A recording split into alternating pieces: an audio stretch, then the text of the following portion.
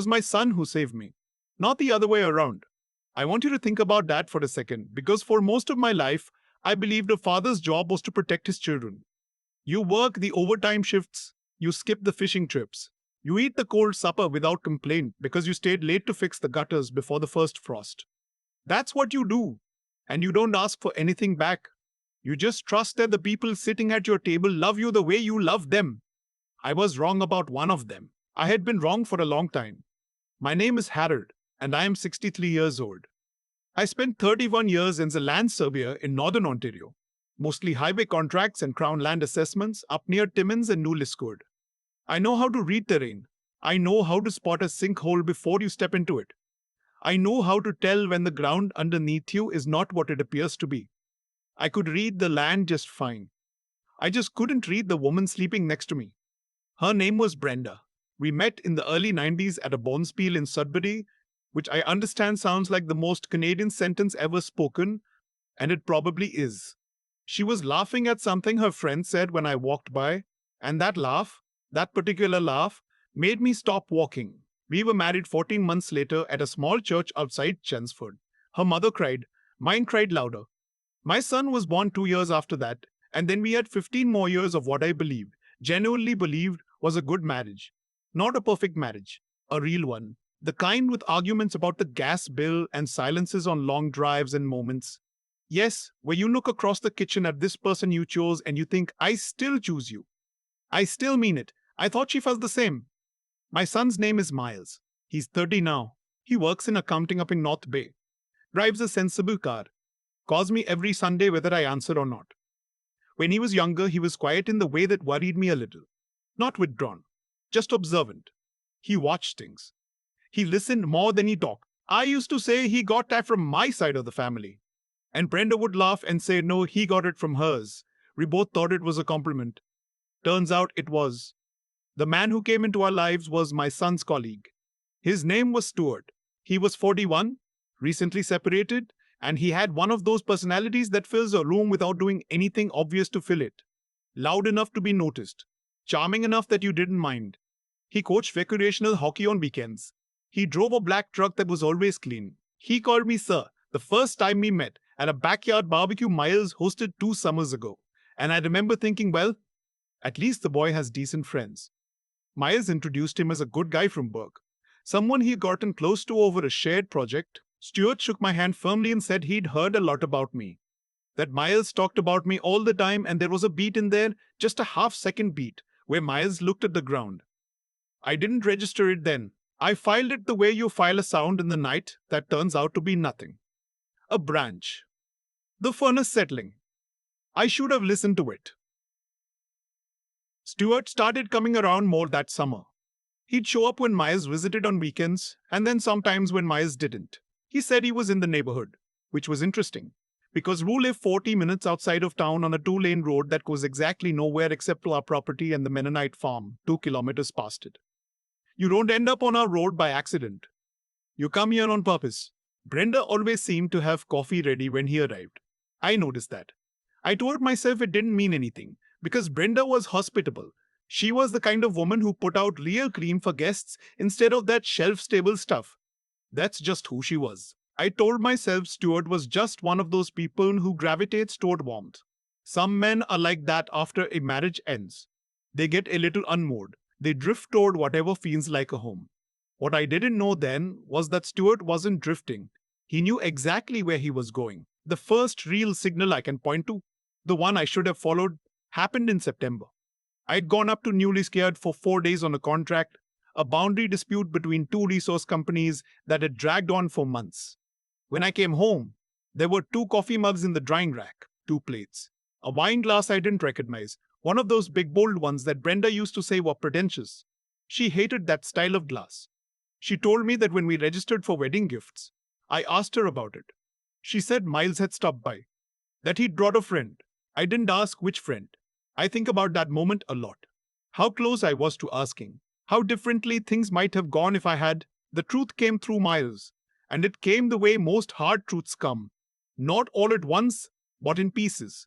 On a Tuesday afternoon in November, when the ground outside was iron hard and the sky was the color of old pewter. He called me at work instead of waiting for Sunday. That alone told me something was wrong. He said, Dad, I need to tell you something, and I need you to just listen before you say anything. I pulled over. I was on the 11 highway halfway between Corbeil and Cache Bay, and I put the truck in park on the gravel shoulder and I listened. He'd suspected something since August. He'd seen a text on Stuart's phone, not snooping.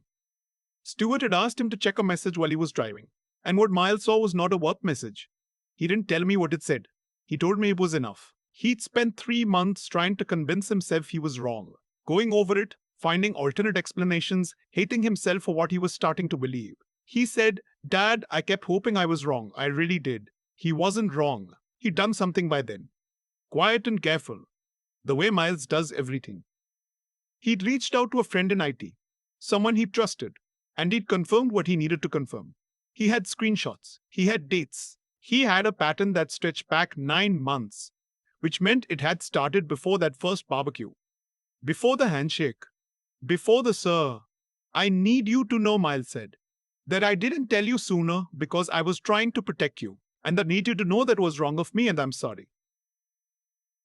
I sat on the shoulder of that highway for a long time after we hung up. 18-wheelers went by and rocked the truck a little. The heater was running.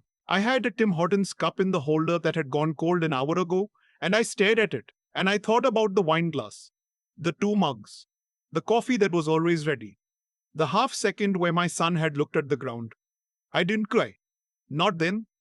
That surprised me, actually. I thought I would. What I felt instead was a very specific kind of cold. Not grief exactly. More like standing outside in January without your coat and realizing, slowly, that you left it inside hours ago. I drove the rest of the way home and I went inside and I sat at the kitchen table and I looked at the room I had lived in for 22 years. The calendar from the Sudbury Credit Union on the wall. The coffee maker Brenda had picked out, the one with the programmable timer so it was always ready in the morning. The window above the sink where she'd grown herbs until the cat knocked them off the sill 3 winters ago. All of it so familiar I had stopped seeing it. I started seeing it again that night. Brenda was in the living room and I came in. She asked about the drive. I said, fine. She said supper was in the oven, a shepherd's pie, and I said thank you. We ate across from each other. I don't remember what we talked about. I don't think we talked about much. I didn't say anything to her that night, or the next. Miles and I had spoken again by then, and we'd agreed, quietly, without drama, that I would handle this carefully. I am a surveyor. My whole profession is about precision, about not making a mark until you're absolutely certain of your position. I was not going to make a mark I couldn't take back. What I needed was to understand the full scope of it. Not because I needed more pain. I had enough. I needed to know what had happened to my house. Not the building. The thing the building was supposed to hold. I talked to a lawyer before I talked to Brenda. I want to be honest about that. I drove to North Bay on a Thursday, told Brenda I had a follow-up meeting on the newly secured contract, and I spent an hour in an office on Algonquin Avenue learning about what the next chapter of my life was actually going to look like. Ontario's family law on the division of assets, the RRSP implications, the pension. My name was the only one on the land deed because I'd bought this property 2 years before we married, and that mattered. The lawyer was a woman about my age, and she had the calm, practiced manner of someone who sits across from devastated people every single day. She didn't react to anything I said. She just listened and wrote things down. I found that very comforting. I came home that night and Brenda had made lemon chicken, which used to be my favorite. And she set the table with the good placemats, the blue linen ones, and I sat down and ate it and thanked her and watched the 6 o'clock news. I am not proud of how I felt in those 2 weeks. There were moments when I wanted to put it all on the table, say everything, let it detonate. There were moments when I sat in my truck in the driveway at night and just wanted to understand why. What I had lacked, what I had failed to be, whether the life I thought we'd built had ever been real or whether I'd been the only one building it. Miles called every day, sometimes twice. He didn't talk about Stuart much. He mostly just checked in, asked how I was eating, told me about mundane things at work. I understood what he was doing. He was staying close. He was making sure I wasn't alone with it. The thing that finally broke open, the thing I hadn't planned for, happened on a Saturday in late November. I had come inside from splitting wood, and I was taking my boots off in the mudroom, and through the wall I could hear Brenda on the phone. She wasn't shouting. She was laughing. That particular low laugh. And she was saying something I couldn't make out. And then she said a name. She said Stuart. I stood in the mudroom with one boot in my hand for what felt like a long time. Then I put the boot down. I walked to the kitchen. I poured myself a glass of water. And I made a decision. I had what I needed. Miles had what he'd gathered. The lawyer had what she'd been given. I was done waiting for something more. I was done hoping to understand it or to have it explained to me in a way that would make it make sense. Some things don't make sense. They just are what they are, and you either let them define you or you don't. I chose not to. I told Brenda that evening, not with anger. I want to be clear about that, because people always expect the anger. And I had already spent mine privately over 2 weeks of cold mornings and long drives, and one night around 3 a.m. when I sat on the back step in my housecoat and talked to nobody for about an hour. By the time I sat across from her at the kitchen table, I was quiet. I told her what I knew. I told her how I knew it. I told her I had seen a lawyer. I told her I was not asking her to explain herself, because I had found that I didn't need the explanation as much as I thought I did. She started to say something. I told her gently that she could say whatever she needed to say, but that it wasn't going to change anything. The separation agreement was signed in February. The property stayed mine. The retirement savings were divided as required. She moved to a rental in Sturgeon Falls, which I heard through a mutual friend, and I did not ask for more details than that. Stuart, I understand, is no longer with Miles's firm. I don't know the details and I didn't ask. Miles mentioned it once briefly, in the tone of voice he uses when he's already decided not to make something bigger than it is. It is almost spring now. The ground is thawing. That particular softening that happens in late March up here, where the frost starts pulling back from the edges and you can smell the soil coming awake again after a long time under ice. I split the last of the wood last weekend. I made a shepherd's pie. Mine, not Brenda's recipe. A different one I found in an old cookbook my mother gave me. And I ate it at the kitchen table, and it was fine. It was actually pretty good. Miles came up last weekend with a bag of groceries and his good mood and 3 separate opinions about the lease. All of them wrong. And we sat at that same table and talked for 4 hours. And the kitchen felt like a kitchen again instead of a crime scene. I spent 31 years reading terrain, learning how to stand on uncertain ground without losing your footing. You take your reading. You establish your reference points. You trust the instruments more than you trust your assumptions. I should have applied that at home years ago. Maybe I did, and I just didn't want to see what the survey showed. But here's what I know now. At 63, on a piece of land that is mine, with a son who calls every Sunday and drove 4 hours last week just to make sure I was eating properly, I was not the one who lost anything. They were. I walked outside Sunday morning before Miles was up, coffee in hand, and stood at the edge of my property where the tree line starts. The sky was pale and wide. The creek at the back of the lot was running again after months of ice, and I could hear it from where I stood. That particular sound, water finding its way again through channels it knows by memory. I stood there for a while.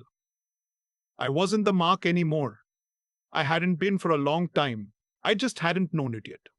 There's a thing about cold ground that most people don't think about. It doesn't announce itself. You walk on it every day through the winter, and it holds you. And then one morning in March, you step down and there's a softness underneath that wasn't there yesterday. And you realize the whole thing has been shifting slowly for months without making a sound. That's what those 2 years felt like.